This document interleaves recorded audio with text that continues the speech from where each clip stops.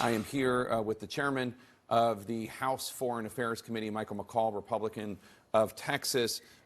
Chairman McCaul, first I want to get your reaction to the fact that the G20 communique is weaker this year than last year when it comes to Russia's aggression against Ukraine.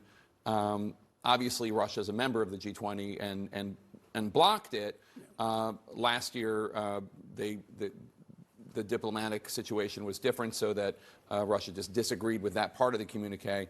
Ukraine responded today by saying that the G20 has nothing to be proud of because this communique specifically does not condemn what Russia is doing in Ukraine. What's your response? What do you think? I agree with Ukraine. You know, last year at the G20, they basically said that, you know, there's a path forward for Ukraine to join NATO after security agreements, after the war is over.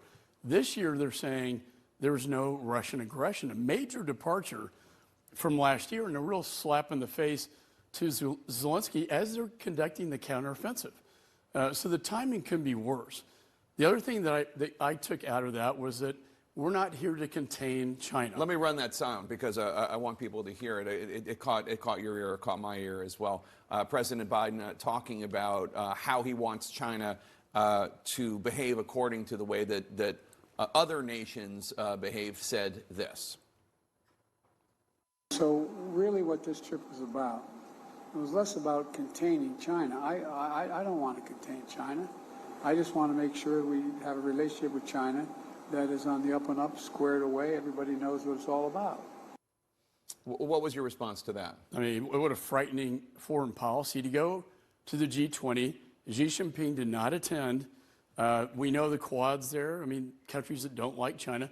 The whole point of him going to the region, in my view, was to get our friends and allies and partners together in the event of an invasion of Taiwan and a greater invasion into the South Pacific Sea. And the only way we can stop that is through deterrence. Deterrence in diplomacy and deterrence in weapon systems that we have yet to put into country that I signed off on. So if you have a lack of military deterrence, a lack of diplomatic deterrence, and you're economically saying we want to work with you, what deterrence does Chairman Xi have in his mind that would prevent him from making that bold move to take and invade Taiwan, put a blockade in, cut the sea cable, and then take over TSMC, by the way, that has 90% of the advanced semiconductor chip manufacturing for the world. This is a wrong message to send. It was not one of deterrence. And once again, like with Afghanistan, he's projecting weakness, which will draw aggression. I want to get to Afghanistan in a second, but just to keep talking about China for this second, one could make the argument, look, President Biden is the first president to ever toss aside this strategic ambiguity and say directly, we will help Taiwan militarily if China invades. So that deterrence is already there. And this would be him, I'm just trying to put myself in his head, this would be him saying, come on, China, come back to the world of nations and behave like a normal country. Now, maybe you think they're so far beyond that you can't even do that, but what of that argument?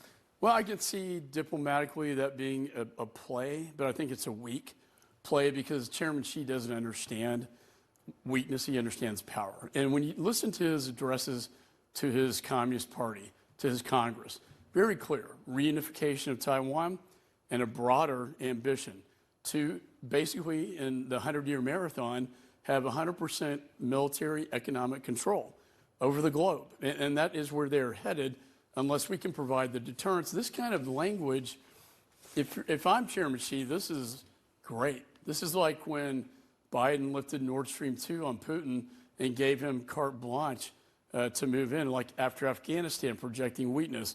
Then we see the Russian Federation moving in. I don't think projecting weakness ever works. And the language I heard, I thought was very weak. So it has been, let's talk about Afghanistan. It's been 2 years since the Afghanistan withdrawal. The fall of Kabul, the deaths of those 13 service members and 170 Afghans at Abbey Gate. You heard from Gold Star families of those service members in recent days on Capitol Hill. We've talked to many of them as well. Are you getting the answers you need from this administration about what went wrong in the withdrawal and at Abbey-gate? And if you're not, is your committee, are you prepared to issue subpoenas to get them? Well, we have, and I threatened to hold the Secretary of State in contempt, but it took that to get a personal phone call to start getting cooperation. There's no reason why this administration should not be giving these Gold Star families all the answers. All they want is the truth. They want transparency. And when they don't do that, it makes them wonder, why are you hiding things, right? So I feel like I'm the advocate on behalf of the Gold Star families. They deserve to get access to Colonel Whitehead, who did not give permission to Sergeant Tyler to take out the suicide bomber.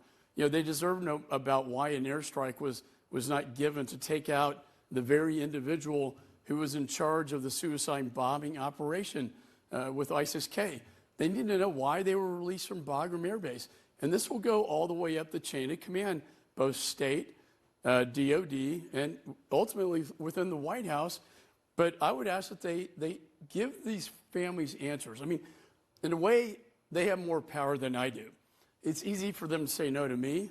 It's very hard for them to say no to these families. Yeah, so just so you know, because we've been covering this a lot, I think the Pentagon would, and I'm not the Pentagon, but I think the Pentagon would take issue with the idea that sergeant had the actual suicide bomber in his sights, per se, and that the information about ISIS-K in that hotel was actionable intelligence in terms of the bombing. I don't know, but I'm just saying, I asked the same questions, and that's what they told me. Well, the 5 snipers on the ground confirm what, and PSYOPs, by the way, confirm what Tyler said.